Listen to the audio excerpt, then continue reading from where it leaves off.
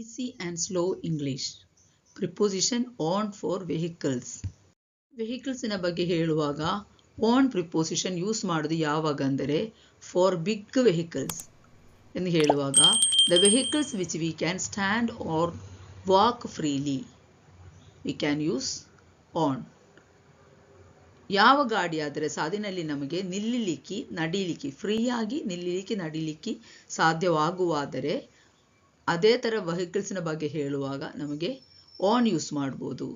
Examples: on the bus, on the train, on a ship, on an aeroplane. ಅದೇ ತರ for two-wheeler vehicles also we can use on. Two-wheeler vehicles ಆದರೆ ಸಹ ನಮಗೆ on use ಮಾಡಬಹುದು. Examples: on a bike, on a scooter, on a bicycle. ಸಾಧಾರಣವಾಗಿ ಈ ಎರಡು ಕೇಸಲ್ಲಿ on ಯೂಸ್ ಮಾಡಲಿಕ್ಕೆ ಸಾಧ್ಯವಾಗುತ್ತದೆ. ಹೆಚ್ಚಿನ ಮಾಹಿತಿಗಾಗಿ ಈ ಚಾನೆಲ್ ಸಬ್ಸ್ಕ್ರೈಬ್ ಮಾಡಿ.